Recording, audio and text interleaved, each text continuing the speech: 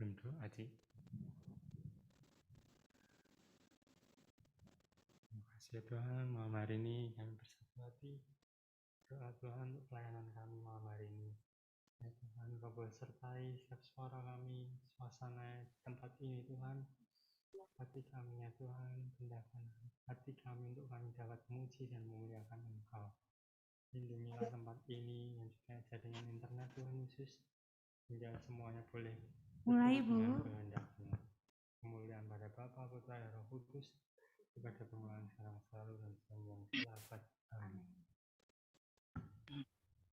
Shalom. Selamat malam Bapak, Ibu, Saudara-saudari yang terkasih dalam Yesus Kristus. Semoga kita senantiasa dalam keadaan sehat dan selalu dalam rahmat berkat dan kasih-Nya. Terima kasih sudah kembali hadir bergabung bersama PDKK Elsa Cikarang. Malam ini firman akan dibawakan oleh Bapak Lim Syokong dengan tema nasihat Tobit. Untuk itu, mari kita siapkan hati kita untuk masuk dalam pujian dan penyembahan. Shalom semuanya. Ya, kami berdua sekarang berada di ruko karena kami yakin dan percaya Tuhan Yesus ada di tempat saya, di tempat saudara, di tempat dimanapun berada. Tuhan Yesus selalu setia dan ada mendampingi kita. Amin. Haleluya. Mari kita awali dengan pujian ini, karena Dia yang menyatukan kita di tempat ini, karena Dia yang menyatukan kita, hati kita kerinduan yang sama akan Yesus. Satukanlah roh kami ya Tuhan, bergandeng tangan kami semuanya dalam hadirat-Mu, dalam hadirat-Mu kami menyembah-Mu. Curahkanlah roh-Mu atas kami. Sekali lagi katakan, satukan roh kami. Roh kami ya Tuhan, bergandeng tangan kami semuanya dalam hadirat-Mu kami menyembah-Mu. Curahkanlah roh-Mu atas kami. Sama-sama kita katakan, roh tercurah dari surga, bersuka cita, roh tercurah dari surga, bangsa-bangsa bersorak, roh tercurah dari surga, gereja Tuhan dibangkitkan, roh tercurah dari surga, gereja Tuhan dimenangkan. Semua bangsa, bangsa-bangsa kan mengaku bahwa Yesus Tuhan. Sekali lagi katakan, roh tercurah Dari surga, bumi bersuka cita, roh tercurah dari surga, bangsa-bangsa bersorak. roh tercurah dari surga, gereja Tuhan dibangkitkan, roh tercurah dari surga, gereja Tuhan dimenangkan. Semua bangsa kan mengaku bahwa Yesus Tuhan. Semua bangsa-bangsa, bangsa-bangsa kan mengaku bahwa Yesus Tuhan. Semua bangsa-bangsa, bangsa-bangsa kan mengaku bahwa Yesus Tuhan. Haleluya.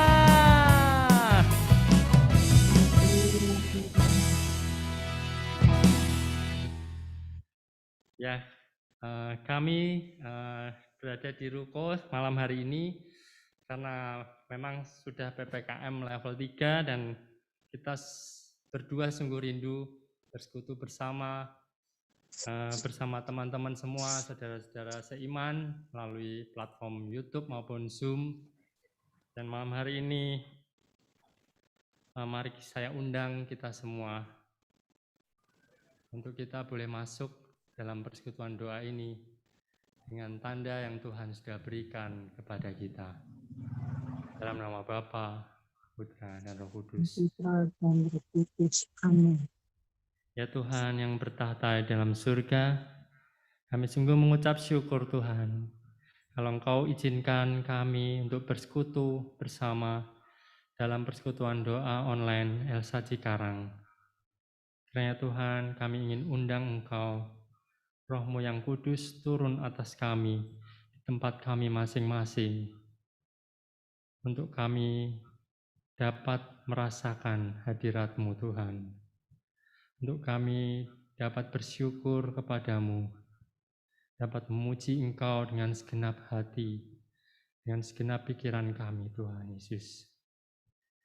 Malam hari ini Tuhan, kami ingin memuji Engkau, karena Engkau Allah yang setia, dulu, sekarang, dan selama-lamanya. Engkau Allah yang tetap setia. Terima kasih Tuhan. Inilah setiap pujian kami ya Tuhan. Terimalah pujian ini sebagai ungkapan syukur dan doa kami kepadamu.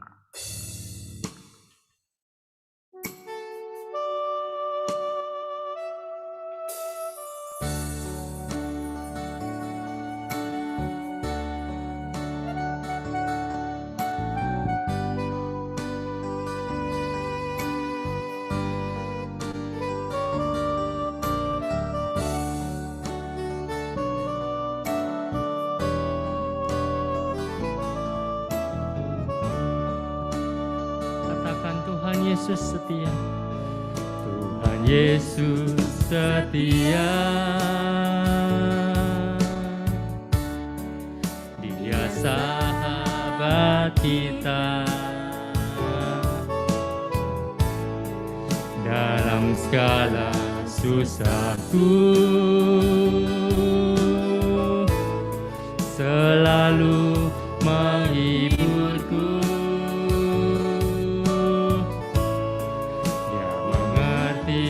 Bahasa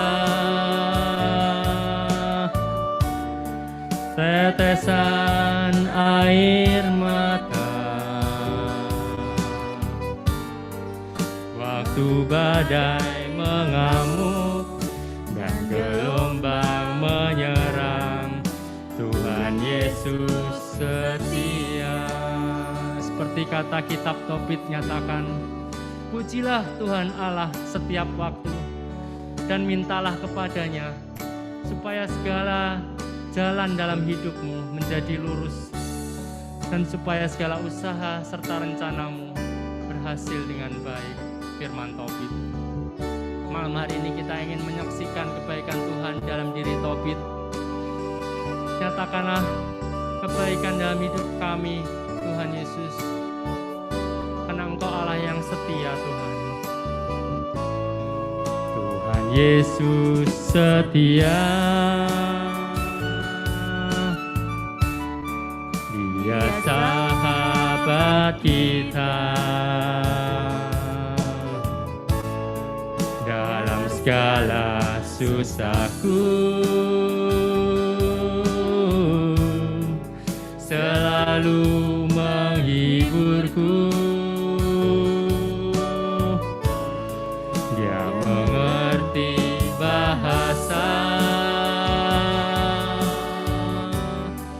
tetesan air mata waktu badai mengamuk dan gelombang menyerang, Tuhan Yesus setia. Dia mengerti bahasa, Dia mengerti bahasa tetesan air mata waktu badai mengamuk dan gelombang menyerang, Tuhan Yesus setia. Waktu badai mengamuk, waktu badai mengamuk dan gelombang menyerang, Tuhan Yesus setia. Waktu badai mengamuk, waktu badai mengamuk, dan gelombang menyerang, Tuhan Yesus setia. Terima kasih Tuhan, Engkau sangat baik, Engkau Allah yang setia,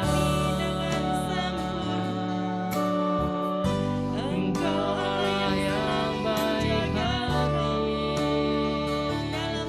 dalam setiap hidup kami. Terima kasih Tuhan, terima kasih Yesus, Engkau sangat baik. Terima kasih Yesus, terima kasih Tuhan, Engkau sangat baik. Terima kasih Tuhan. Terima kasih ya Tuhan untuk penyertaan dalam setiap kehidupan kami. Terima kasih ya Tuhan. Terima kasih ya Tuhan. Terima kasih Tuhan. Terima Selalu kasih. mengatur hidup kami. Terima kasih Tuhan. Terima Terima kasih kasih ya Tuhan. Tuhan.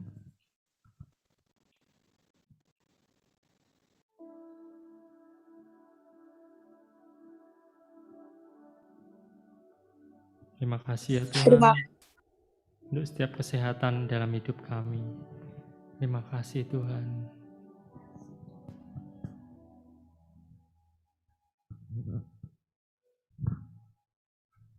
Bagi setiap teman-teman yang rindu memberikan ucapan terima kasih, persilahkan. Terima kasih Tuhan untuk setiap penyertaan-Mu yang tak henti-hentinya Kau berikan kepada kami. Kami bersyukur sekali Tuhan kalau Engkau boleh memberikan kepada kami nafas kehidupan, Engkau memberikan kepada kami kesehatan, dan kami semua boleh selalu aman dalam perlindungan-Mu, dan Engkau tidak pernah sekalipun meninggalkan kami Tuhan. Di situasi, kondisi apapun, di kondisi sulit maupun senang, Engkau selalu ada bersama kami. Terima kasih Tuhan. Terima kasih Tuhan. Untuk segala pertolongan-Mu di dalam hidup kami. Terima kasih Tuhan. Terima kasih.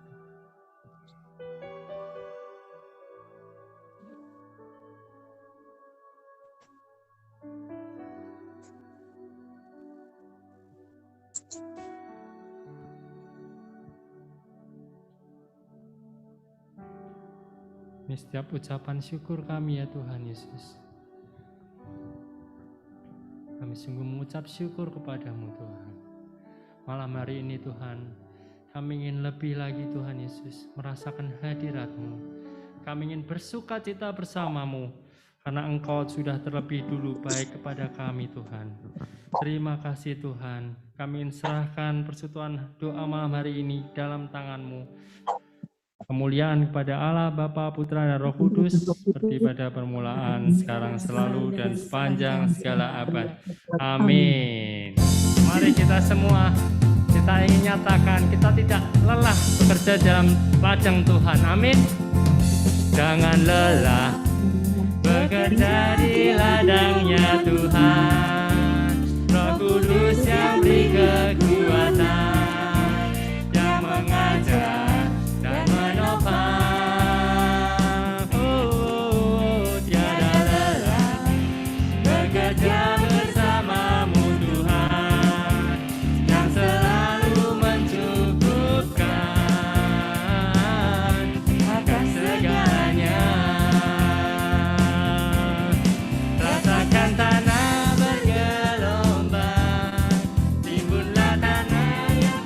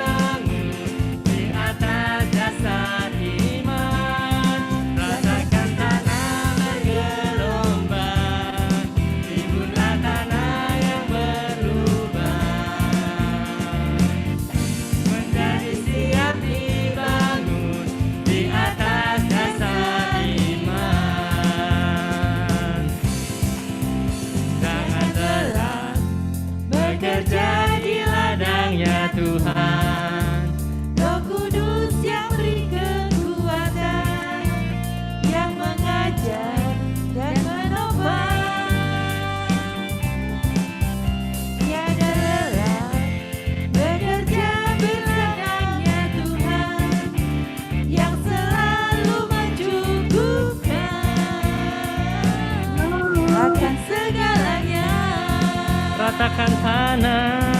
Ratakan tanah bergelombang, timbunlah tanah yang berlubang, Menjadi siap dibangun di atas dasar iman. Ratakan tanah bergelombang, timbunlah tanah yang berlubang.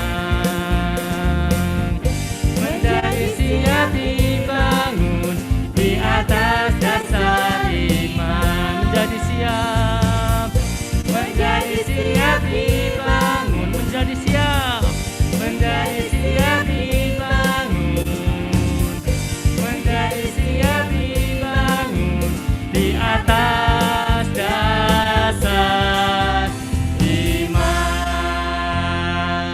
Haleluya. Mari bagi Bapak Ibu yang ada ingin memberikan kesaksian, untuk waktu dan tempat dipersilahkan.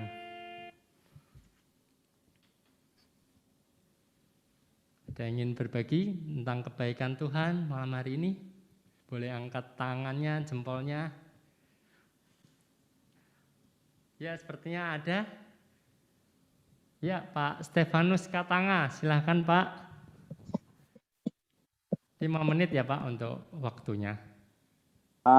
Saya dari Gereja FS Kuta Bali memberikan kesaksian. Saya sebelumnya dari aliran kepercayaan Merapu yang ada di Sumba NTT sana.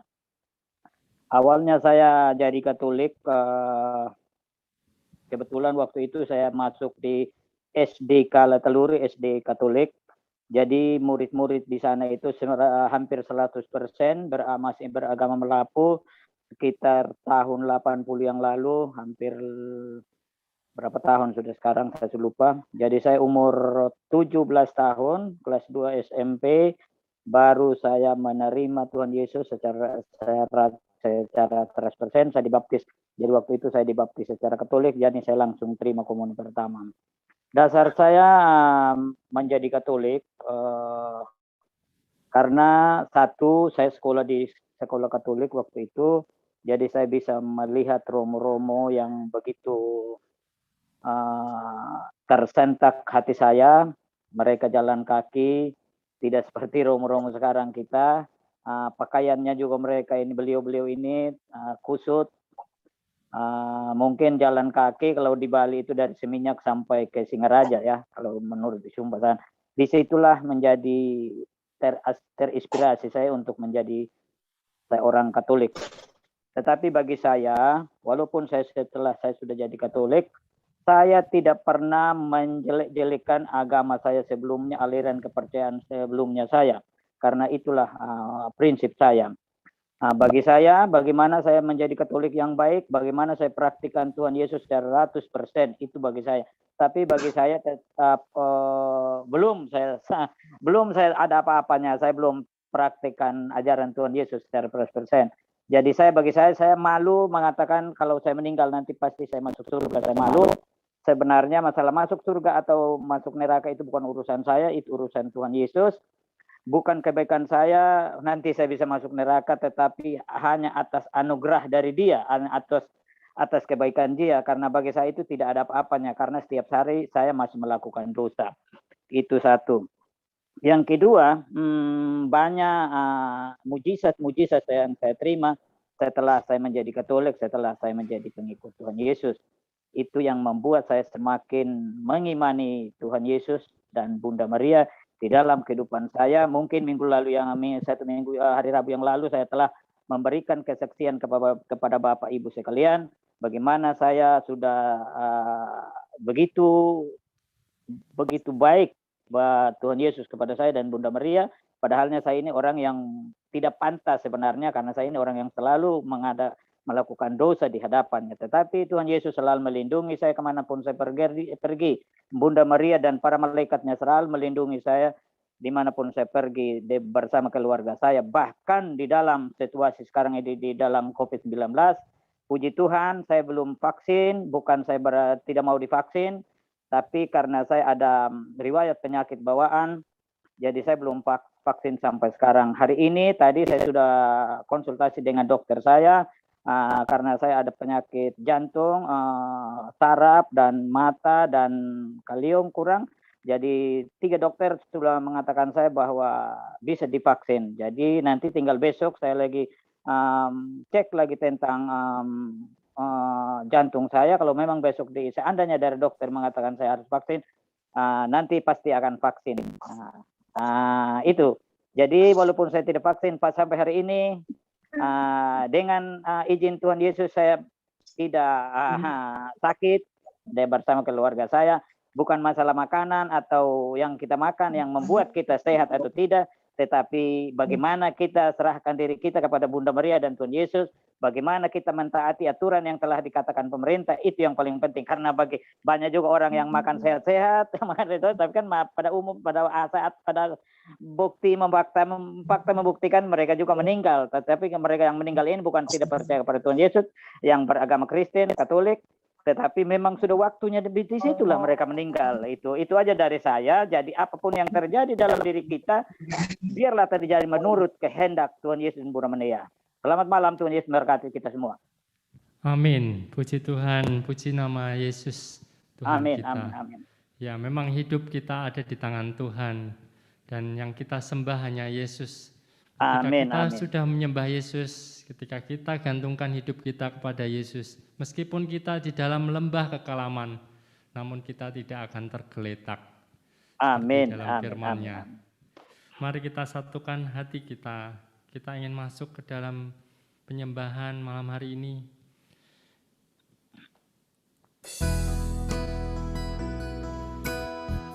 Yesus, hanya Engkau yang kami sembah Tuhan. Kami ingin undang Engkau dalam hati kami Tuhan Yesus. Kami ingin Engkau nyatakan, Engkau Raja di atas hidup kami.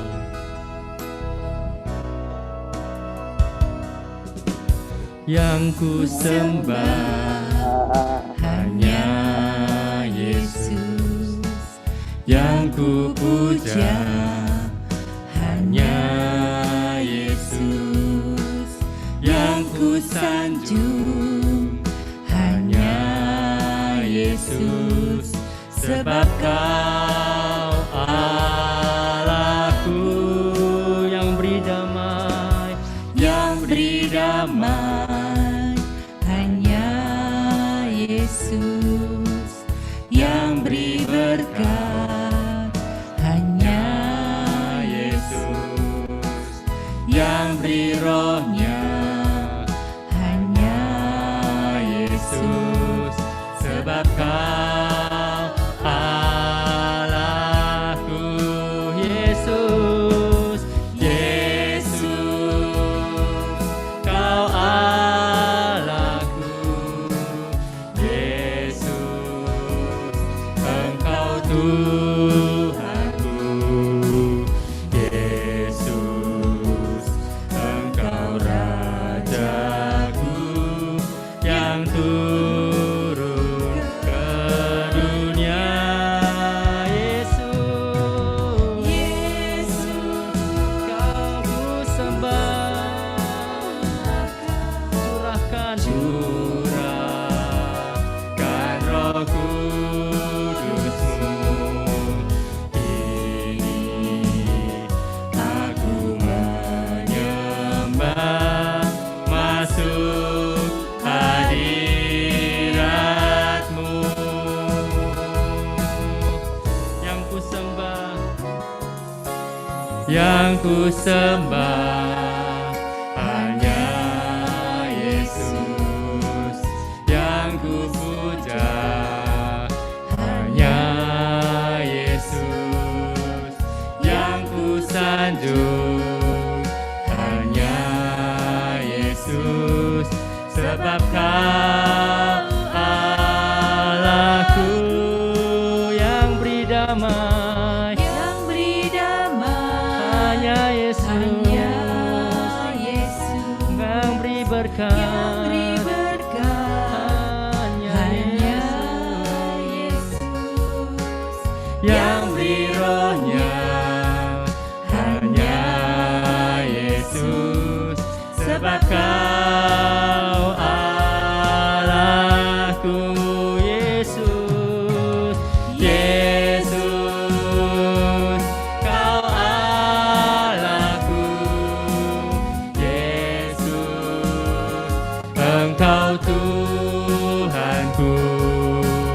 Yesus, Engkau Rajaku yang turun ke dunia.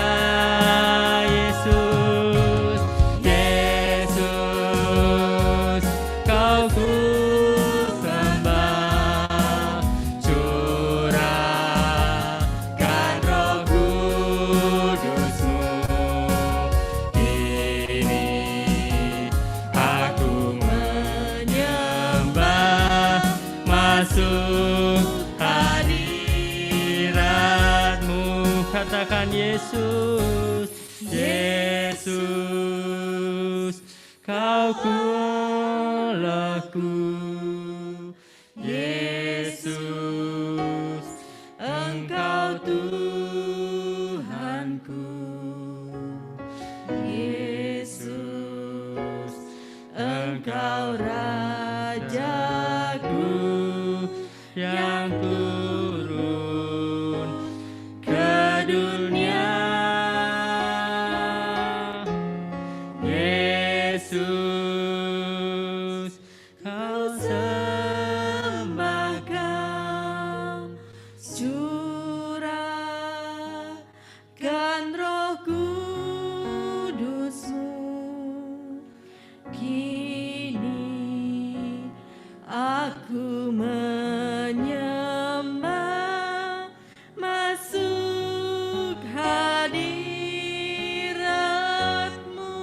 Kini aku menyembah, kini Aku menyembah, masuk hadirat-Mu.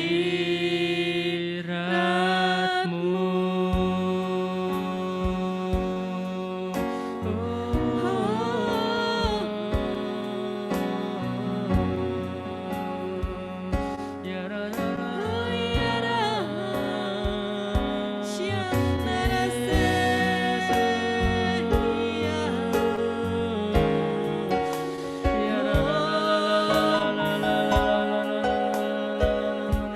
Ya ra ra la la la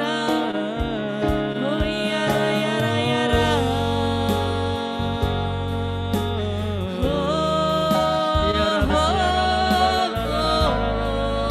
Yesus, kami menyembah-Mu.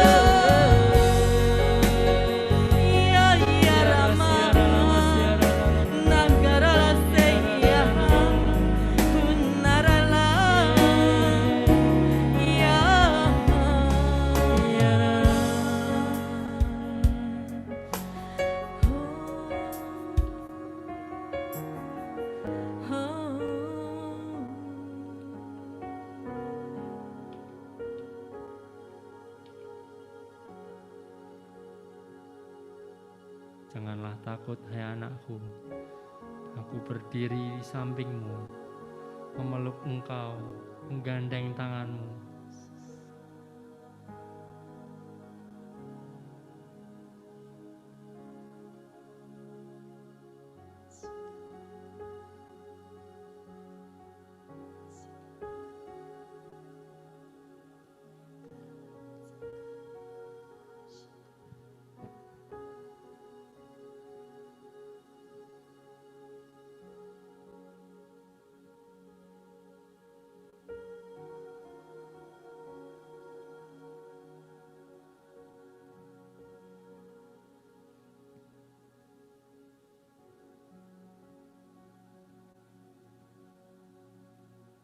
Terima kasih ya Tuhan untuk lawatan-Mu. Malam hari ini kami siap untuk mendengarkan firman-Mu Tuhan Yesus. Berkati anak-Mu, berkati hamba-Mu Bapak Lim Siu Kong Tuhan sebagai perpanjangan tangan-Mu malam hari ini untuk mewartakan firman-Mu melalui nasihat Tobit malam hari ini Tuhan. Ajar kami untuk dapat mendengarkan dengan baik Tuhan, supaya kami dapat melakukan firman-Mu dalam kehidupan kami. Kemuliaan kepada Allah Bapa, Putra dan Roh Kudus, seperti pada permulaan, sekarang, selalu, dan sepanjang segala abad. Amin. Silakan Bapak Lim Siu Kong. Oke, terima kasih Bro Hendri. Shalom, selamat malam Bapak dan Ibu yang terkasih. Suara saya terdengar dengan jelas? Jelas ya? Salam kenal, nama saya Siu Kong, biasa dipanggil Oce. Senang sekali pada malam hari ini saya bisa bertemu dengan Bapak dan Ibu dalam persekutuan doa Elsa Cikarang ini. Ya. Pada malam hari ini saya akan menyampaikan hasil permenungan terhadap firman Tuhan yang diambil dari kitab Tobit. Bagi sebagian banyak Bapak dan Ibu mungkin sudah ada yang pernah membaca kitab Tobit ini. Ya. Kalau memang sudah pernah, anggaplah pertemuan malam hari ini sebagai refreshment atas kitab yang pernah Bapak, Ibu, dan baca sebelumnya. Bagi yang belum pernah membaca kitab Tobit, saya undang atau saya himbau setelah persekutuan doa ini selesai, mari kita baca kitab Tobit ini karena ada banyak nilai-nilai positif dalam kitab ini. Ya. Kitab Tobit merupakan kitab Deuterokanonika. Sebentar, saudara. Ya, kita ketahui kitab Deuterokanonika hanya diakui oleh agama Katolik. Agama Kristen lainnya tidak mengakui kitab-kitab yang ada di dalam kitab Deuterokanonika ini sebagai kitab suci. Ya. Kitab Tobit bukan kitab yang terlalu panjang, hanya ada 14 bab di dalamnya. Jadi seharusnya kalau Bapak dan Ibu baca secara tekun sambil merenungkannya, kira-kira dalam 1 minggu sudah bisa menyelesaikan bacaan dalam kitab Tobit ini. Malam hari ini saya akan fokus pada nasihat yang diberikan oleh Tobit kepada anaknya yang bernama Tobia. Saudara, pada dasarnya manusia tidak suka bila dinasehati. Tetapi karena kita adalah anak-anak Allah, maka dengan segala kerendahan hati, maka kita mau mendengarkan nasihat-nasihat yang baik. Ya. Amsal 19 ayat 20 tertulis di sana, dengarkanlah nasihat dan terimalah didikan, supaya engkau menjadi bijak di masa depan. Nah, nanti kalau sekiranya ada nasihat Tobit yang mengena di hati kita, maka bersyukurlah kepada Tuhan. Karena itu artinya Tuhan masih mencintai kita sebagai anak-anaknya. Lalu mengapa kita layak atau pantas mengikuti nasihat Tobit? Ya. Jawabannya karena Tobit hidup benar di hadapan Tuhan dan di hadapan manusia. Coba kita lihat ya, bagaimana Tobit hidup benar di hadapan Tuhan dan manusia.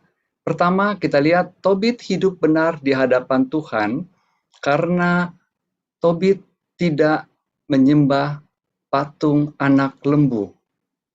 Kalau saudara baca nanti ada di dalam bab 1 ayat 5, ketika orang sebangsanya berpaling dari Allah dan mulai menyembah patung anak lembu yang dibuat oleh Raja Yerobeam, Tobit tetap setia kepada Allah.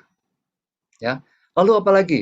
Pada hari raya, Tobit pergi ke Yerusalem seorang diri. Ada di dalam bab 1 ayat 6.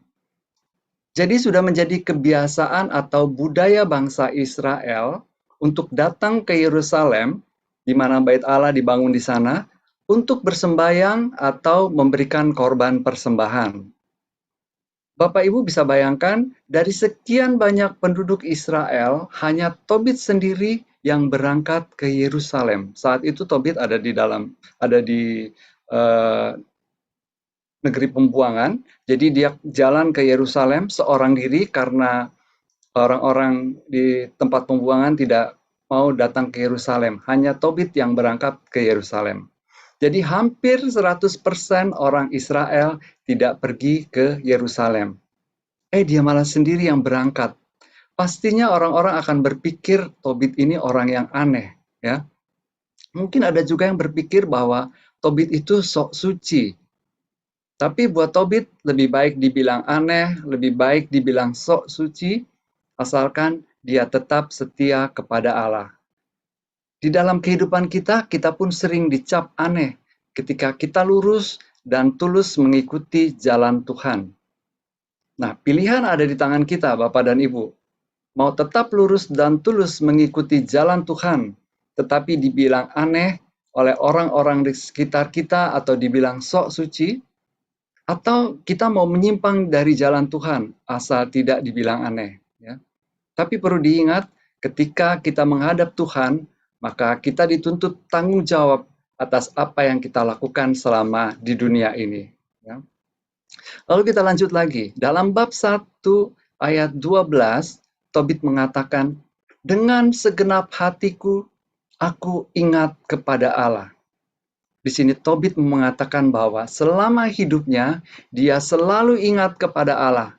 Sehingga dia tidak berani melakukan hal-hal yang tidak disukai oleh Allah. Ya, mari kita belajar. Kita juga mau katakan seperti Tobit, dengan segenap hatiku aku ingat kepada Allah. Ya. Lalu satu hal lagi, ya, Tobit banyak mengalami penderitaan dalam hidupnya, tetapi dia tetap setia kepada Tuhan. Penderitaan apa yang Tobit alami? Pertama, Tobit menjadi anak yatim piatu sejak usia muda. Kita bisa lihat di bab 1 ayat 8. Bagi sebagian orang, menjadi anak yatim piatu di usia muda merupakan suatu penderitaan. Ya. Kehilangan sosok orang tua, harus melakukan pekerjaan sehari-hari tanpa bantuan orang tua, harus menghidupi diri sendiri. Jadi ini merupakan salah satu penderitaan yang dialami Tobit sejak usia muda. Penderitaan apa lagi? Tobit itu dikejar-kejar oleh raja karena ketahuan dia menguburkan orang-orang Israel yang dibunuh oleh raja. Jadi Bapak Ibu, apa yang dilakukan oleh Tobit adalah menguburkan orang-orang Israel yang dibunuh oleh Raja Sanherib. Saat itu banyak orang Israel yang dibunuh dan mayatnya dibuang begitu saja di pinggir jalan, di pasar.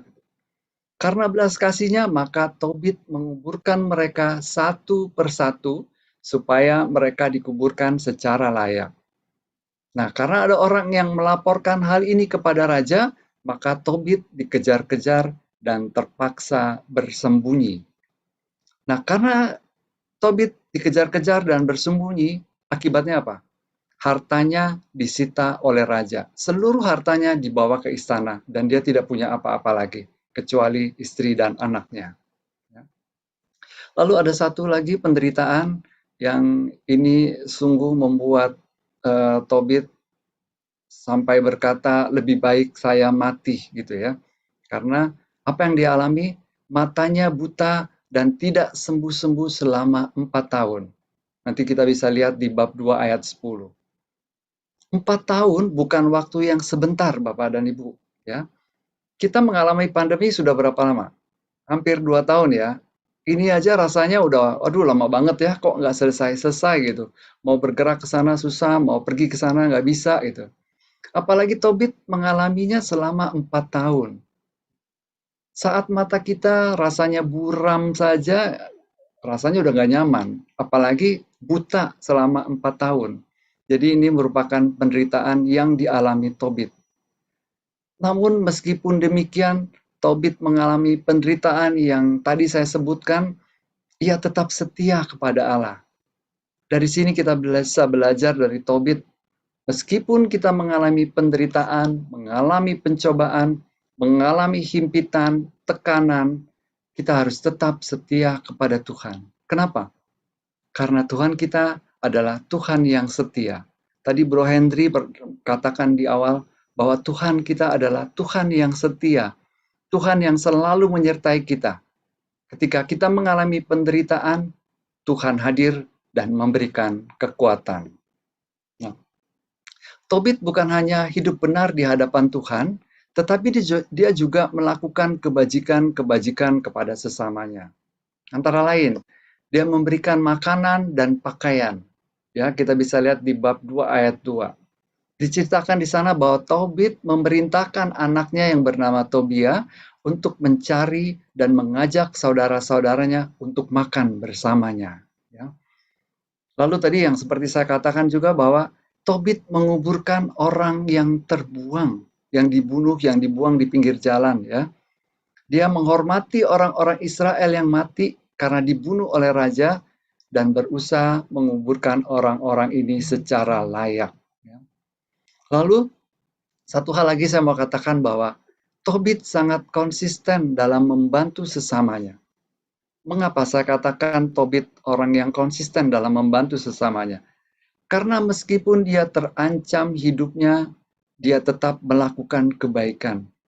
Meskipun dia dikejar-kejar oleh raja karena menguburkan orang Israel yang dibunuh, dia tetap melakukannya. Padahal resikonya sangat tinggi. Jadi sangat jelas, saudara, mengapa kita layak mengikuti nasihat-nasihat dari Tobit.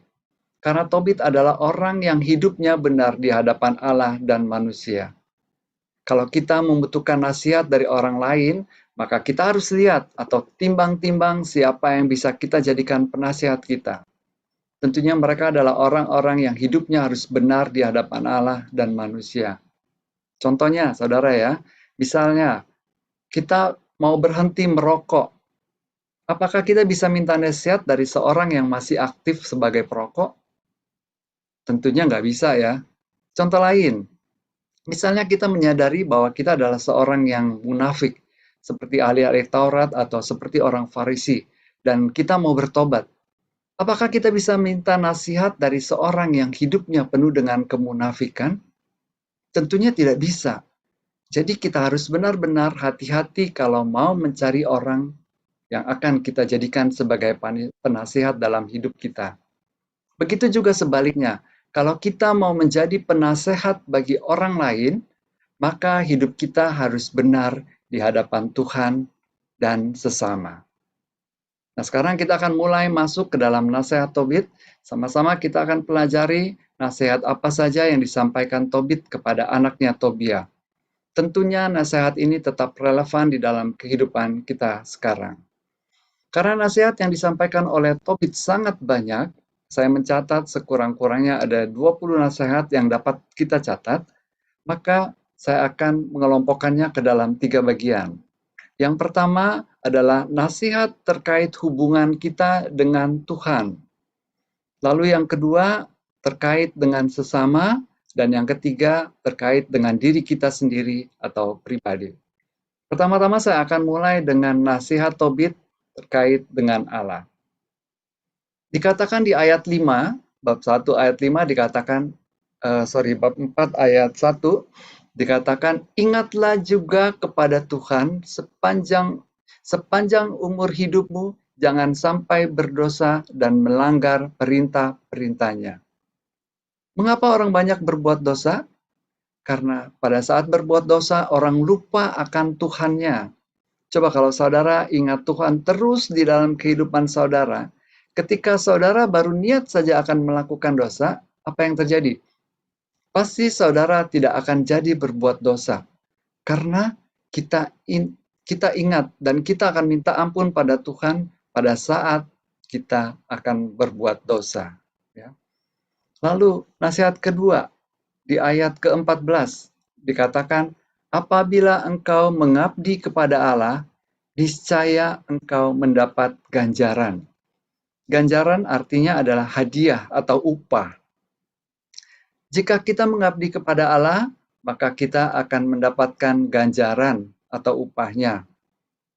Jadi jangan pernah khawatir kalau kita tulus mengabdi kepada Allah, maka Allah akan memberikan kita berkat-berkat-Nya.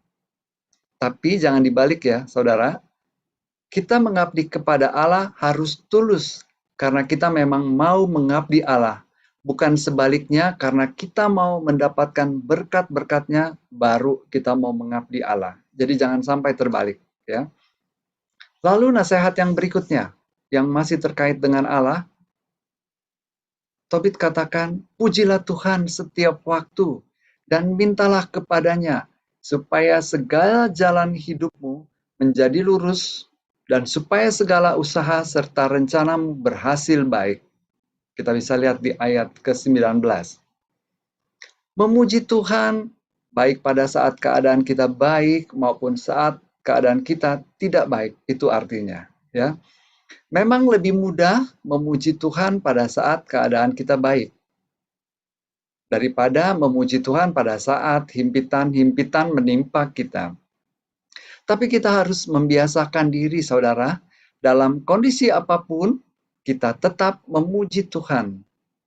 Selain itu, kalau kita mau segala usaha dan rencana kita berhasil dengan baik, maka kita harus minta penyertaan Tuhan dan bukan minta kepada pihak-pihak lain, ya, seperti orang pintar, dukun, bukan.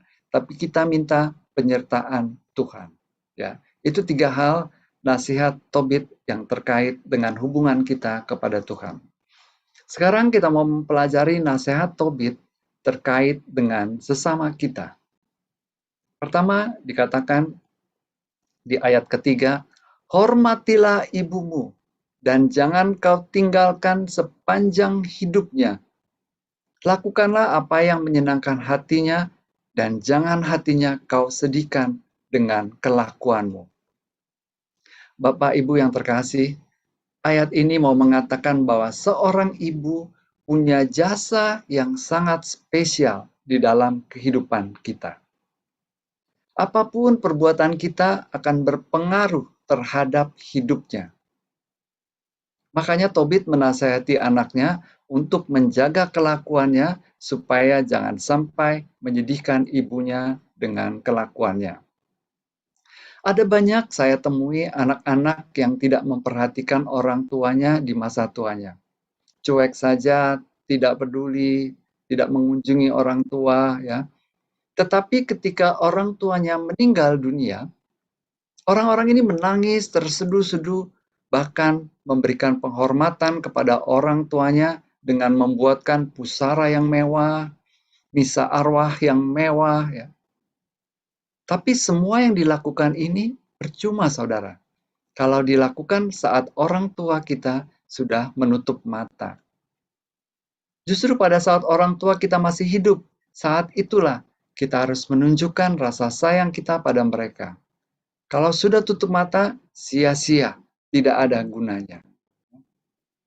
Lalu nasihat lainnya, Tobit juga mengatakan, berilah sedekah. Ya, Tobit bicara cukup banyak soal sedekah, ya, ada di ayat 7, 8, dan 10. Apa saja yang disampaikannya? Pertama, Tobit katakan, berilah sedekah dari harta milikmu. Saudara, seberapapun harta yang kita miliki, Tobit menasehati kita untuk memberikan sedekah. Persoalannya bukan seberapa besar jumlah sedekah yang bisa kita berikan, tetapi seberapa besar ketulusan hati kita saat memberi sedekah. Sedekah yang besar tetapi diberikan dengan tidak tulus, maka sedekah tidak ada gunanya. Sebaliknya, sedekah sekecil apapun, jika diberikan dengan hati yang tulus, maka sedekah akan sangat bermanfaat. Dalam kitab Amsal bab 11 ayat 24 dikatakan, ada yang menyebar harta tetapi bertambah kaya, ada yang menghemat secara luar biasa, namun selalu berkekurangan. Ayat ini mau mengatakan bahwa kalau saudara memberi sedekah atau membantu orang lain, kita tidak akan kekurangan. Malahan ada yang berhemat secara luar biasa, tetapi tetap saja kekurangan. Ada lagi terkait dengan sedekah. Tobit juga katakan, matamu jangan menyesal apabila engkau memberi sedekah. Orang-orang yang menyesal saat memberi sedekah biasanya adalah orang-orang yang sebenarnya tidak mau memberikan sedekah. Mereka memberi sedekah karena tuntutan keagamaan atau karena ada orang yang menawarkan atau menanyakannya apakah mau ikut sedekah. Karena rasa gengsinya, maka ya sudahlah sedekah gitu.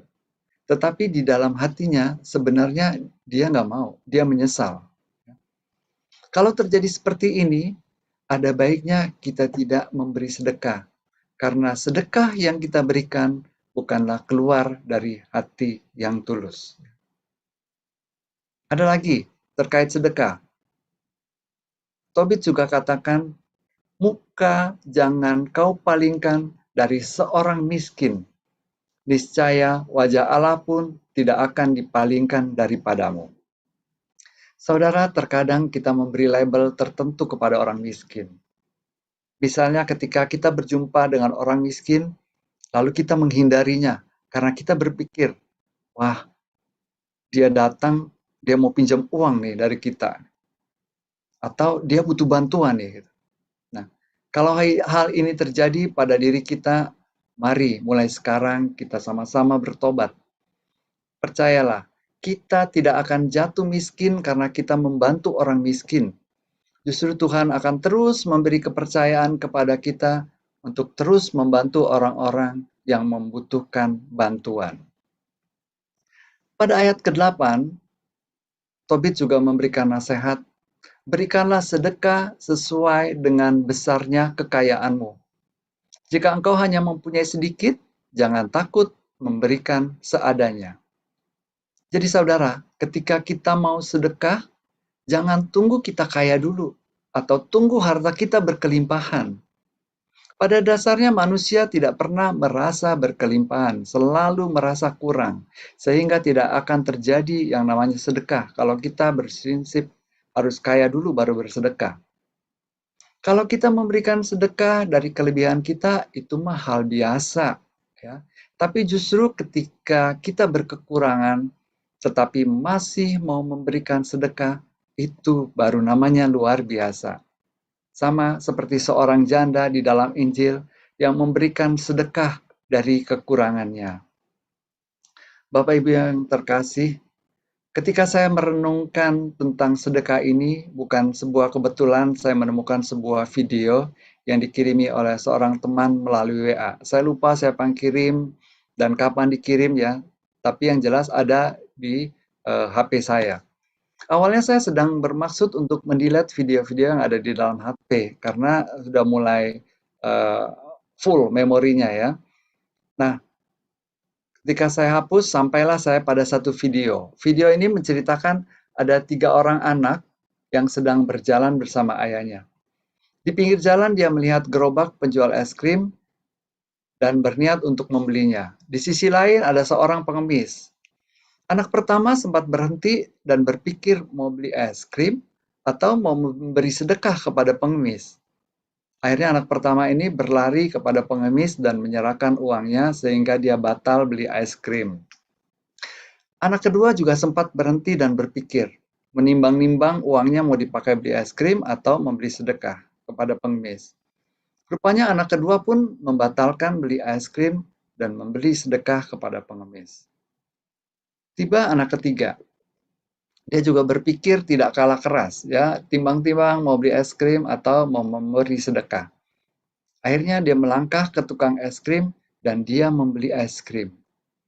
Apakah tindakan anak ketiga ini salah? Dalam hal ini tidak ada yang salah atau benar, bukan soal benar atau salah. Masing-masing punya cara sendiri untuk menggunakan uangnya. Tetapi dalam kehidupan kita, kita sering menilai atau menghakimi seseorang sebelum tahu permasalahannya secara utuh. Dengan mudah kita akan menilai bahwa anak ketiga ini adalah anak yang egois, hanya memikirkan dirinya sendiri, tidak memikirkan nasib orang yang sedang susah. Nah, apa yang dilakukan oleh anak ketiga ini setelah membeli es krim, anak ini membawa es krim yang dibelinya menuju pengemis dan menyerahkannya kepada pengemis.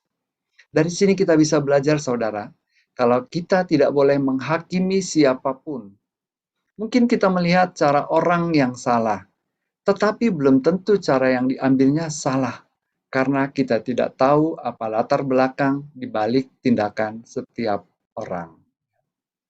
Nasihat lain dari Tobit, dia katakan, cintailah sanak saudaramu, dan jangan meninggikan hatimu. Ada di ayat ke-13.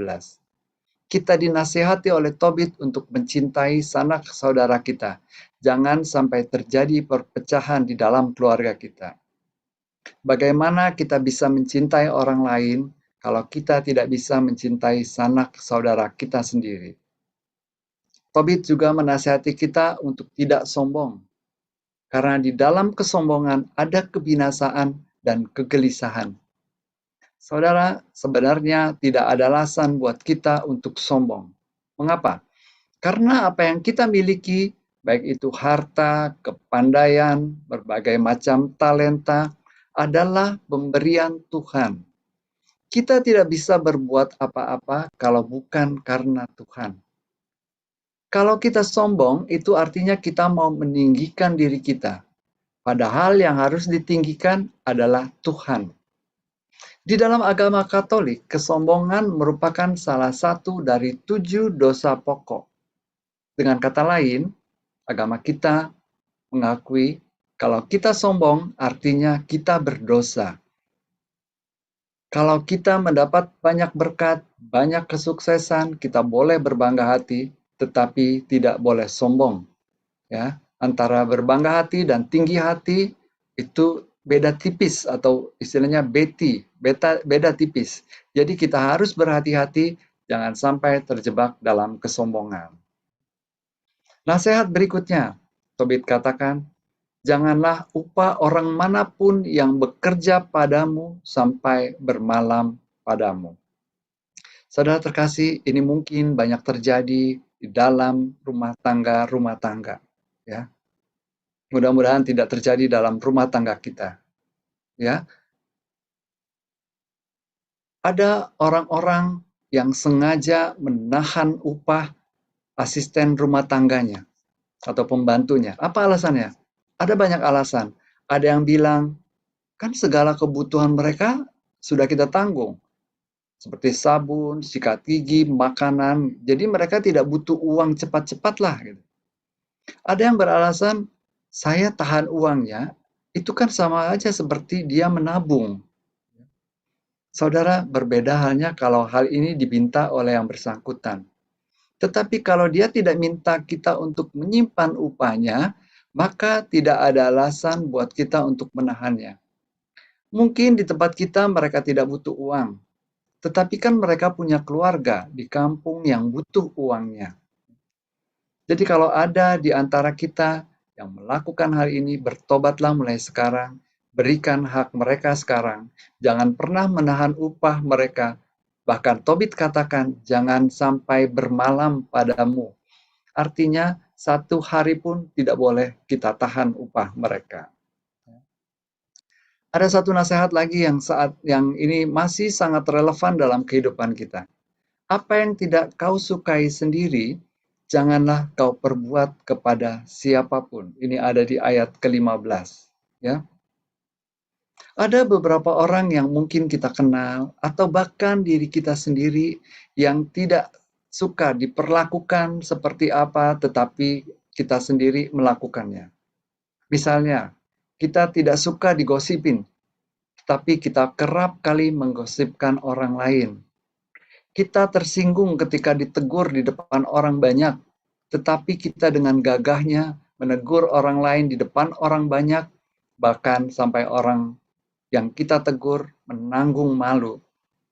Sifat ini menunjukkan bahwa kita adalah seorang yang egois, yang selalu mau menang sendiri, yang selalu merasa paling benar.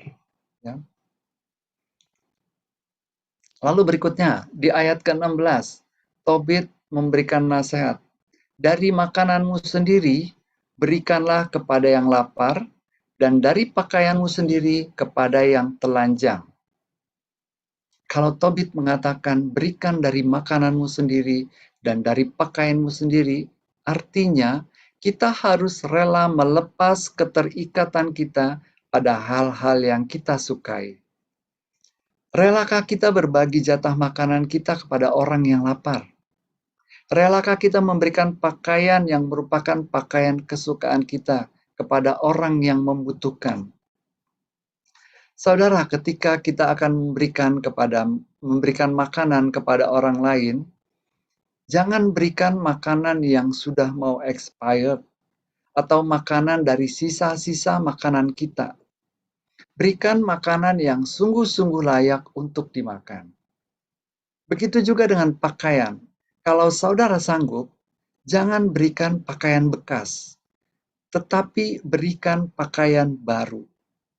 Kalau kita balik posisi kita, bagaimana perasaan kita ketika kita menerima makanan bekas atau makanan sisa, atau menerima pakaian bekas? Pasti kita akan merasa sedih, bahkan bisa merasa terhina. Lalu nasihat apa lagi? Berikutnya di ayat ke-17, Tobit memberikan nasihat, sajikan dengan berlimpah-limpah makanan di atas kubur orang benar, tetapi jangan kau berikan kepada orang-orang berdosa. Apa yang dimaksud Tobit dengan nasihat yang satu ini? Ini sedikit membingungkan ya Bapak Ibu ya. Tapi setelah beberapa waktu saya merenungkan nasihat ini, saya mendapat hikmat arti dari nasihat ini.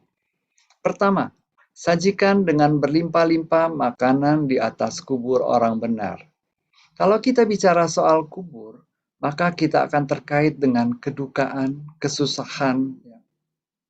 Orang-orang yang ditinggalkan akan merasa berduka, merasa susah. Maka Tobit mengajarkan kita untuk memberikan bantuan kepada keluarga yang ditinggalkan pada saat mengalami kedukaan. Lalu yang kedua, tetapi jangan kau berikan kepada orang-orang berdosa. Artinya, kita tidak boleh mendukung orang untuk melakukan dosa. Kita tidak boleh berpihak pada orang yang melakukan dosa. Karena kalau kita berpihak kepada orang yang melakukan dosa, maka itu artinya kita sedang melakukan dosa. Nah, saudara, kalau tadi kita sudah bicara nasihat Tobit, hubungannya dengan Tuhan, dengan sesama, maka kita akan masuk nasihat Tobit yang ada hubungannya dengan diri kita sendiri atau dengan diri pribadi. Yang pertama, Tobit katakan, hendaklah berbuat baik sepanjang hidupmu. Artinya, berbuat baik harus menjadi gaya hidup kita. Kita berbuat baik bukan karena ada maunya. Kalau kemauan kita sudah dipenuhi, lalu kita stop berbuat baik. Bukan. Tobit menasihati kita untuk berbuat baik terus-menerus sepanjang hidup kita. Itu nasihat yang pertama. Nasihat yang kedua, jangan menempuh jalan kelaliman. Arti kata lalim adalah kejam. Kekejaman bisa dilakukan seseorang kepada sesama, kepada keluarga, kepada hewan, dan lain-lain. Dalam Tobit 12 ayat 10, nanti kalau saudara lihat dikatakan di sana, sebaliknya orang yang berbuat dosa dan lalim menjadi seteru hidupnya sendiri. Artinya ketika kita berbuat kelaliman, berbuat kekejaman, maka kita harus sadari bahwa kekejaman yang kita lakukan bukan saja menyusahkan orang lain, tetapi menyusahkan diri kita sendiri. Karena ketika kita melakukan kekejaman, maka yang sedang kita hadapi adalah Tuhan sendiri. Dalam Sirak 35 ayat 19 dikatakan, tidak sabarlah Tuhan terhadap orang lalim. Mengerikan sekali saudara, kalau Tuhan sudah tidak sabar terhadap kita. Nasihat berikutnya ada di ayat ke-6. Orang yang menjalankan kebenaran akan berhasil dalam segala usahanya. Rupanya kalau kita mau berhasil dalam segala usaha kita, ada syaratnya saudara, yaitu kita harus menjalankan kebenaran. Jadi tidak boleh ada tipu-tipu. ya dalam segala usaha atau kegiatan yang kita lakukan. Saya kasih contoh ya, dalam dunia dagang, kita sering mendengar seorang penjual di pasar bilang begini, ini harganya udah murah banget sih, nggak ada untungnya gitu. Saudara, saya mau tanya, di mana ada orang berdagang tidak untung? Kalau ada, ini namanya orang bodoh, ya. Di mana-mana orang berdagang yang dikejar adalah keuntungan. Jadi kalau saudara seorang pedagang, jangan pernah katakan ini, ya. Mungkin lebih bijaksana kalau kita katakan ini sudah murah sih. Kalau dikurangi lagi harganya, untungnya semakin kecil. Ya, itu mungkin lebih tepat gitu. Tapi saudara, ironisnya di dalam kehidupan kita, sering kita temui orang-orang yang hidupnya tidak benar, kok bisa lebih berhasil ya? Nggak perlu pusing, saudara.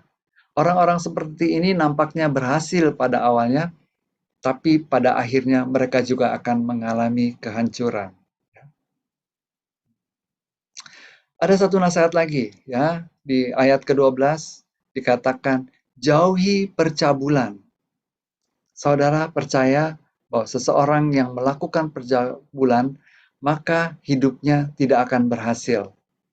Ingat apa nasihat Tobit sebelumnya, bahwa hanya orang yang menjalankan kebenaran yang akan berhasil dalam segala usahanya.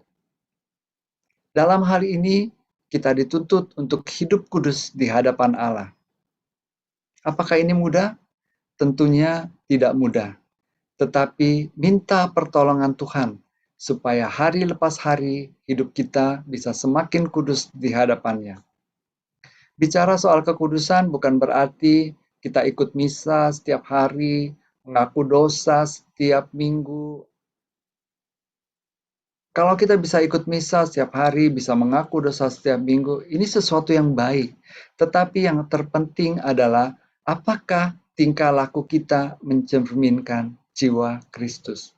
Itu yang terpenting, saudara. Ya.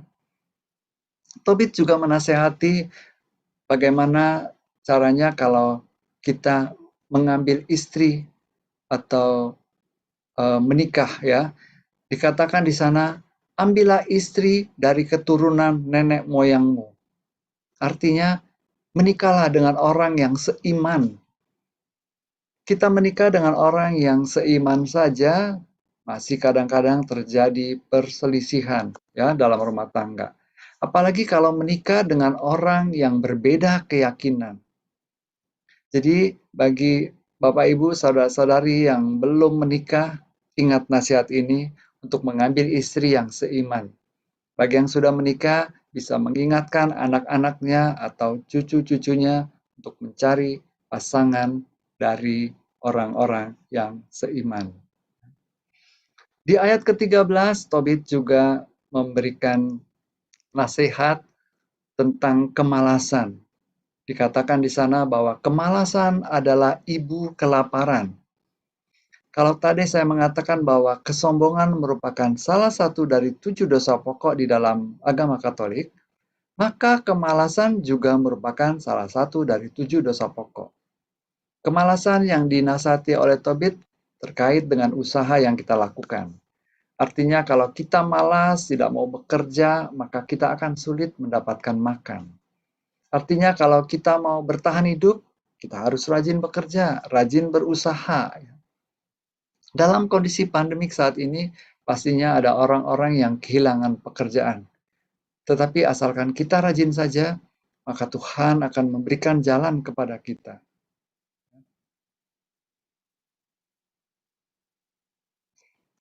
Nasihat berikutnya, ya, berjaga-jagalah dalam segala pekerjaanmu. Ini ada di ayat ke-14. Ini artinya ketika kita melakukan suatu pekerjaan, maka kita harus melakukannya dengan baik, dengan sungguh-sungguh, tidak asal-asalan. Kalau kita mendapat tanggung jawab dalam suatu komunitas, maka kita mengerjakannya dengan baik-baik, dengan penuh tanggung jawab, dengan penuh kerelaan. Ya. Ini artinya kalau kita berjaga-jaga dalam segala pekerjaan. Nasihat berikutnya, masih juga di ayat ke-14, dikatakan, hendaklah berlaku sebagai seorang terdidik baik dalam segala tingkah lakumu. Seorang yang terdidik baik, tingkah lakunya antara lain sopan, hormat kepada sesama, saling menghargai, mau melayani, dan lain sebagainya. Maka di sini Tobit mau menasehati kita untuk berlingkah laku yang baik, yang positif, dan tidak menyusahkan orang lain. Di ayat ke-15, Tobit menasehati kita, jangan minum anggur sampai mabuk. Mengapa Tobit menasehati kita untuk tidak mabuk? Karena pada saat mabuk, pikiran, tingkah laku, dan perkataan kita menjadi kacau.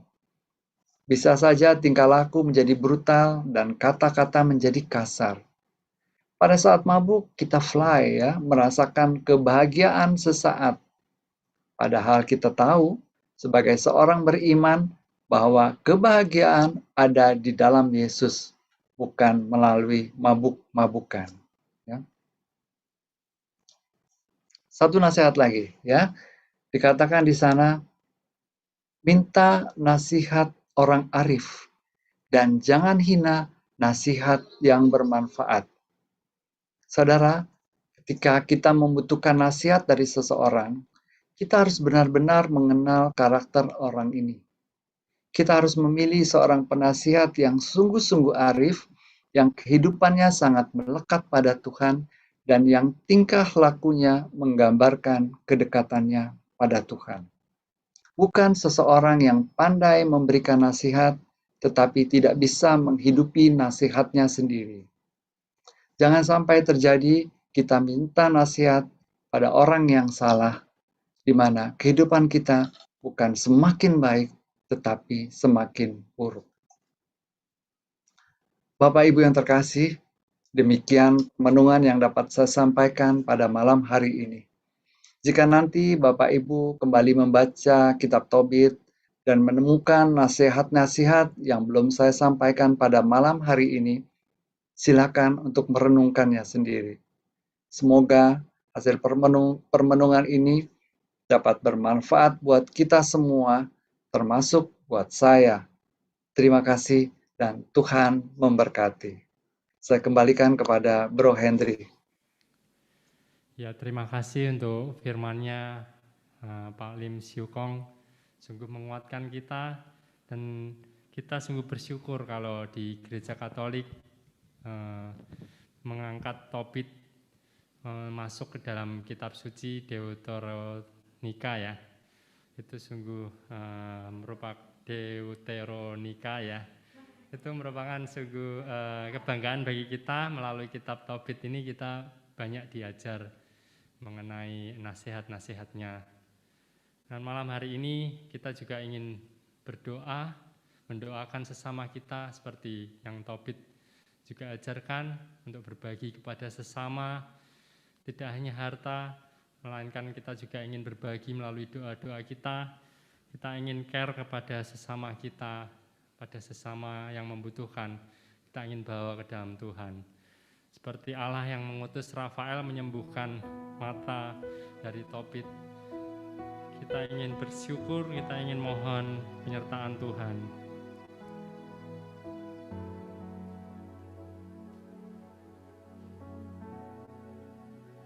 Ku bawa hidupku sekarang ke tempat kudus-Mu,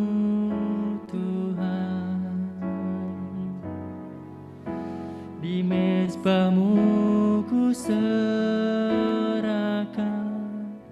seluruh hidupku.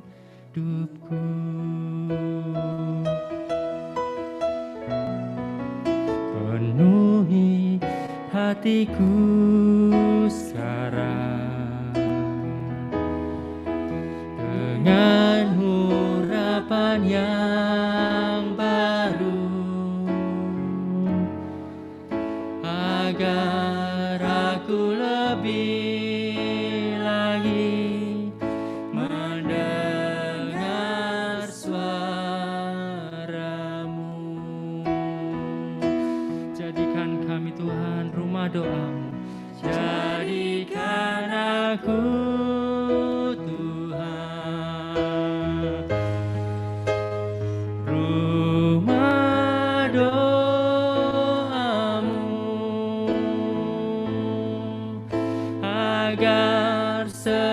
suku bangsa datang menyembah-Mu. Jadikan aku Tuhan rumah doa-Mu, agar semua suku bangsa datang menyembah-Mu. Ku bawa hidupku sekarang ke tempat kudus-Mu, Tuhan. Di mezbah-Mu ku serahkan seluruh hidupku.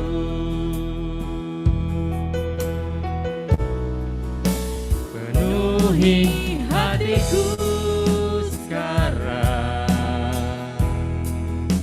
dengan urapan yang baru,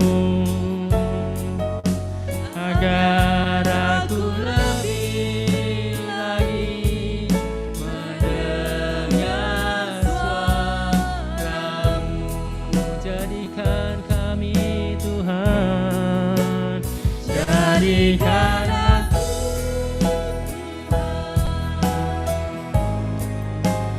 rumah doa-Mu, agar semua suku bangsa datang menyembah-Mu. Jadikan aku Tuhan rumah doa-Mu, agar semua suku bangsa datang menyembah-Mu, agar semua suku bangsa, agar semua suku bangsa, agar semua suku bangsa, agar semua suku bangsa,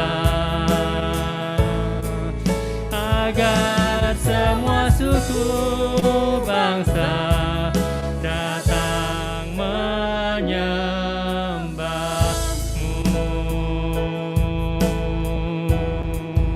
Ya Rara Siara, ya Rama Sikiara,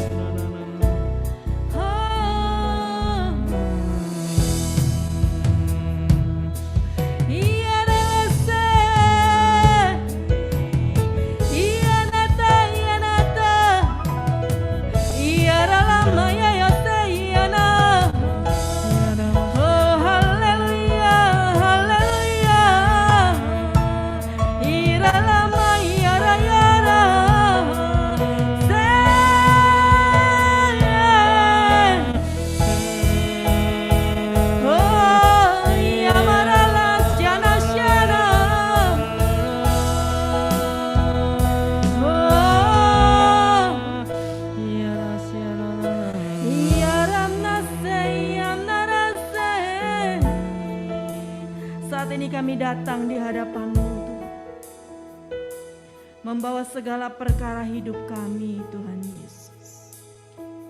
Yang kami tahu, Tuhan, hidup ini adalah pertandingan, Tuhan Yesus. Kami ingin keluar sebagai pemenang, Tuhan, di dalam segala perkara hidup kami, Tuhan Yesus. Saat ini kami membawa saudara seiman kami, Bapak Andre, yang sedang terbaring sakit, Tuhan, mengalami stroke ringan. Kami berdoa agar pemulihan boleh terjadi untuk beliau, di mana beliau sebagai kepala keluarga, sebagai suami, sebagai papa. Kami percaya Engkau sangat mengasihi keluarga ini, Tuhan.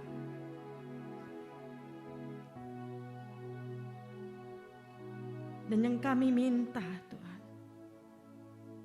satu perkara yang tidak mungkin, tidak bisa Engkau perbuat, Tuhan Yesus. Kami membawa Ibu Efri, Tuhan, sebagai istri, di mana beliau terbeban berat, Tuhan Yesus.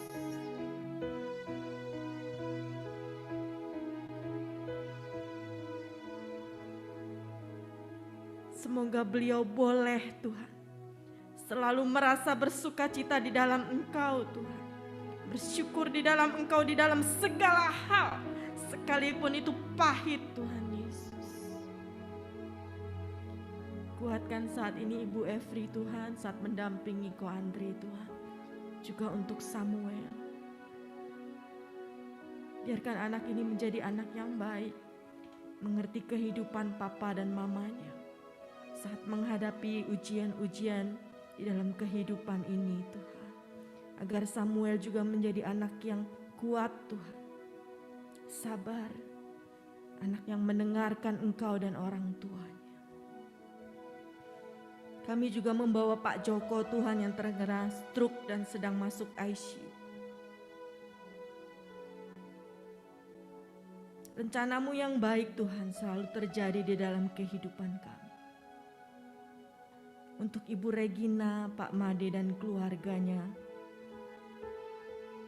semoga mereka semua tetap kuat dan sabar.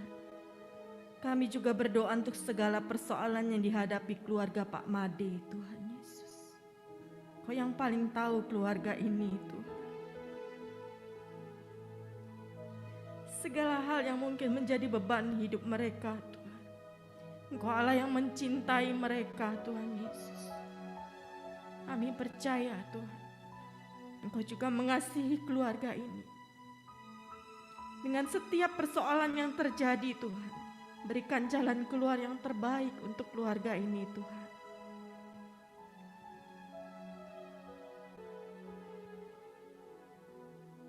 Saat ini kami juga membawa Ibu Angel, Tuhan, yang sudah 1 minggu sakit lambung. Dia berpengharapan kepada Engkau, Tuhan. Dan biarkan setiap perkara hidup yang mungkin membuat sakit lambungnya naik, Tuhan. Engkau bertindak dan turut campur tangan, Tuhan. Hingga boleh sakit lambungnya ini reda, Tuhan Yesus.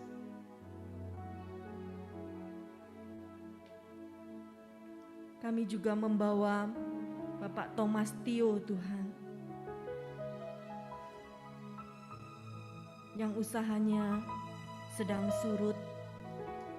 Tuhan, kami percaya berkat kami ada di dalam tangan, kehidupan kami ada di dalam tangan. Kami percaya, Tuhan, sekali Engkau membuka tingkap langit, Tuhan, tak ada yang bisa menutupnya kembali. Siapapun manusia yang ingin menutup, Tuhan, berkat kami, tidak akan seorang pun bisa menutupnya kembali. Kami percaya, kami anak-anak yang bergantung pada Engkau, tidak akan pernah berkekurangan di dalam kehidupan kami, Tuhan Yesus. Kami membawa Bapak Willy, Tuhan, Papa dari Riani. Tuhan Yesus, biarkan segala perkara yang ada di dunia ini, dia boleh dengan ikhlas melepas, Tuhan. Dan Bapak Willy boleh menerima kesembuhan dari Engkau. Kami percaya, Tuhan, Kau mengasihi Pak Willy, mengasihi Riani dan mengasihi keluarganya, Tuhan. Turut campur tanganlah, Tuhan, di dalam kesembuhan Bapak Willy, Tuhan. Kesembuhan yang menurut rencana-Mu yang terbaik, Tuhan Yesus.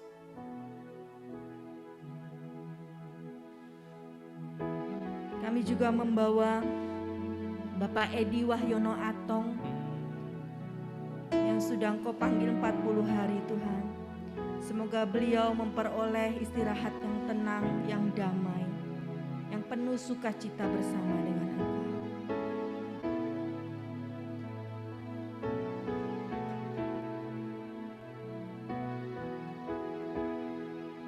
Tuhan, kami juga berdoa untuk Elsa Cikarang, tempat kami bertumbuh berkembang secara rohani. Agar boleh tempat ini sungguh-sungguh Tuhan menjadi tempat kami menumbuhkan iman, tempat kami lebih dekat dengan Engkau, tempat kami memperoleh saudara seiman, saling berbagi Tuhan, saling mengasihi, saling memiliki, saling bertumbuh bersama di dalam Kristus. Dan kami juga berdoa untuk Elizabeth Ministry Tuhan Yesus. Syakarala matah kiarala. Iarala. Oh ya. Siarala mayara. Oh yana yana.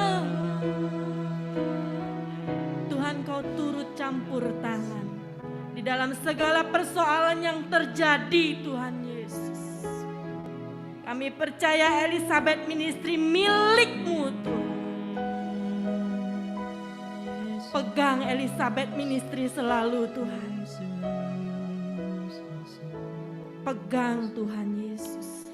Agar kami semua bisa menjadi ranting-ranting yang berbuah Tuhan Yesus. Dan buah kami dinikmati banyak orang Tuhan. Gaung kami bukan gaung yang kosong Tuhan. Kami lewat Elizabeth bisa melayani murni dengan hati kami. Boleh menjangkau banyak orang dengan sungguh-sungguh hati yang murni dan hati yang baik. Saat ini kami berdoa untuk koordinator yang akan dipilih. Siapapun mereka Tuhan, tuntun mereka selalu Tuhan. Di dalam kuasa-Mu, takut akan Engkau Tuhan. Bijak di dalam perilaku dan berpikir Yesus. Terima kasih Tuhan. Terima kasih. Kalau mungkin ada 1-2 orang dari teman-teman yang ingin berdoa, kami persilahkan saat ini.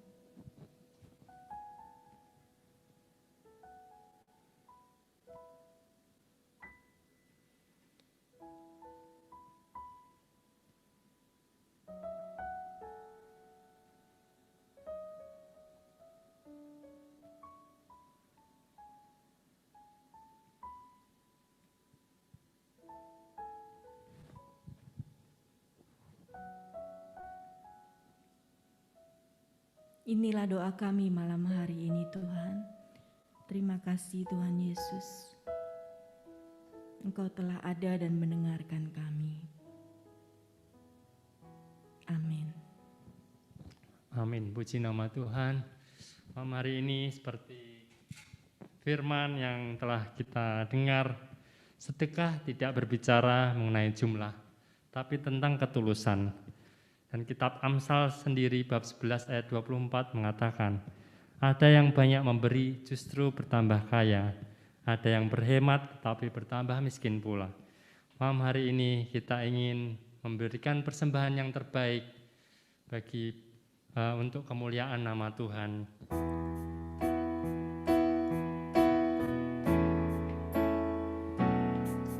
Bagaikan bejana siap dibentuk, demikian hidupku di tangan-Mu.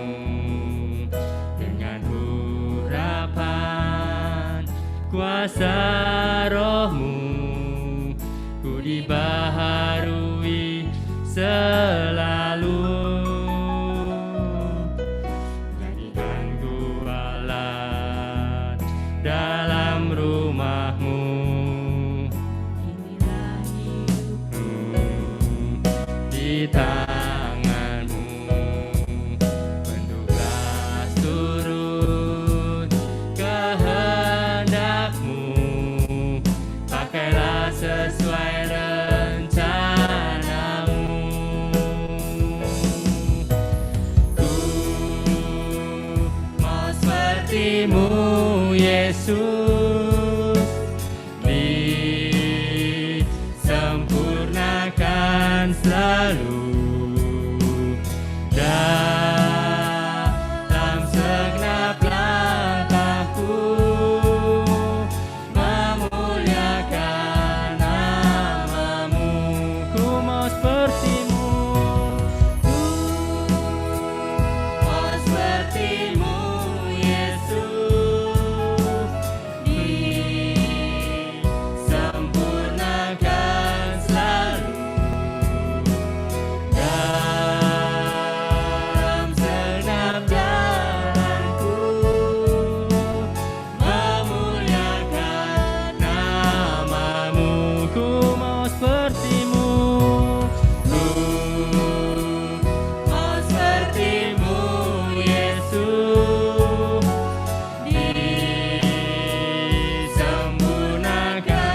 selalu dalam segenap jalanku,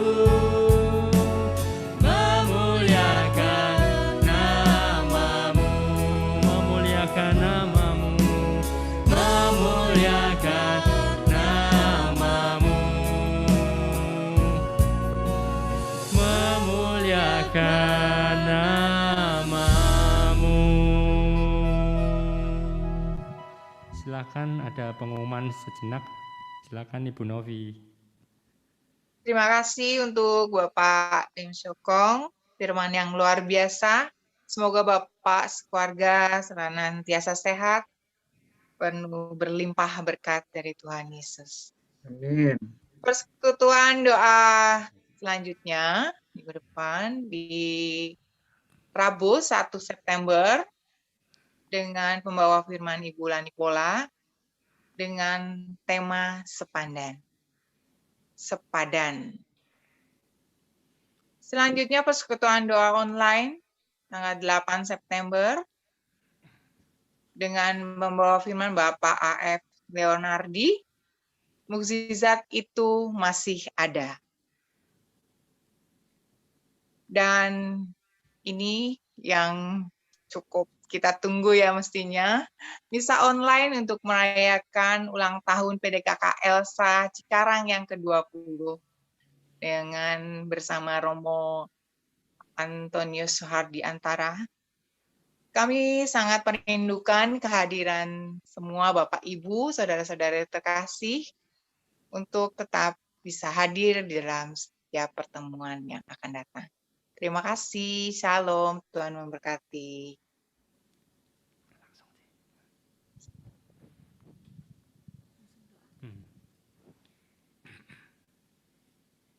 Tuhan Yesus, kami mengucap syukur untuk pertemuan Zoom online pada malam hari ini.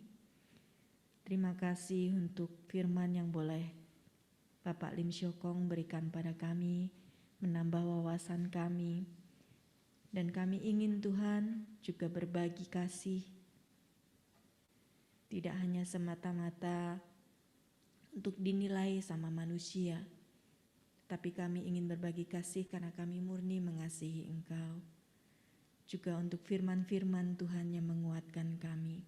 Kiranya Engkau memberkati keluarga Bapak Lim Syokong, agar keluarga ini menjadi keluarga berkat dan keluarga yang sungguh mencerminkan Engkau di dalamnya. Tuhan Yesus, sebentar lagi kami ingin mengakhiri Zoom kami, dan kami ingin Tuhan selalu bersekutu, sekalipun saat ini hanya tetap lewat online, tapi kami sungguh-sungguh Tuhan, kami merasakan Engkau ada. Terima kasih Tuhan, di dalam nama-Mu yang baik kami menaikkan doa ini. Amin. Dalam nama Bapa dan Putra Roh Kudus. Amin. Ya, mari kita akhiri persekutuan doa malam hari ini. Setelah lagu ini jangan kemana-mana, kita akan ada sesi foto bersama. Karena kita diutus untuk kita mewartakan sukacita Tuhan dalam kehidupan kita. Mari kita jangan lelah bekerja di ladangnya Tuhan.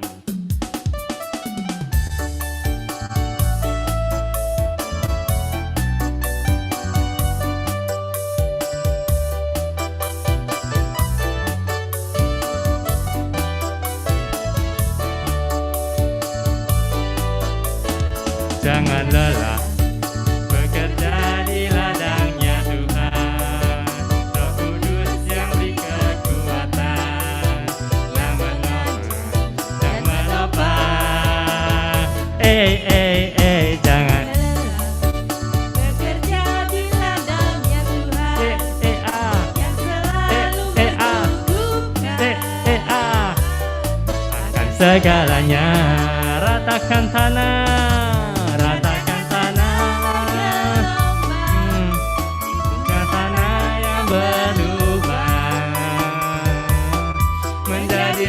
dibangun di atas dasar iman. Ratakan tanah bergelombang, timbullah tanah yang berlubang, menjadi siap dibangun di atas dasar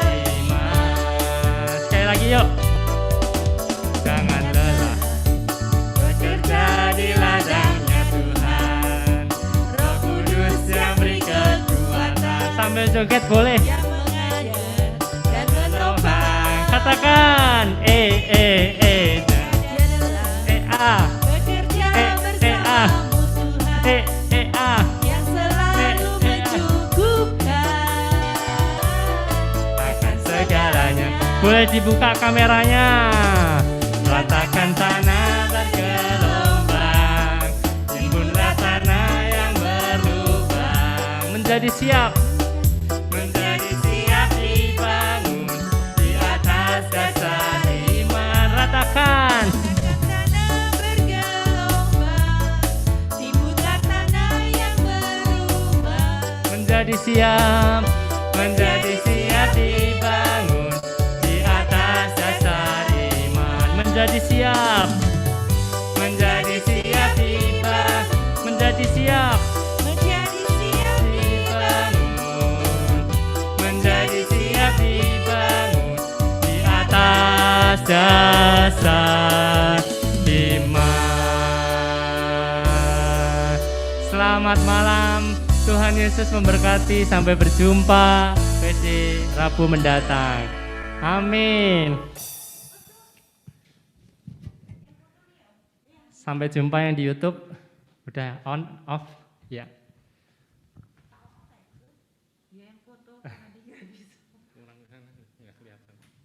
Cian kurang sini. Oke, buka kameranya semua. Kurang ke sana. Oh, si Carol yang kurang sini ya. Ya. Mas Hendri, Bu Karolin, saya permisi ya. Saya Satu, ikut. Saya baru kelihatan malam ini, Bu. Oke, 1, 2, 3. Sekali lagi.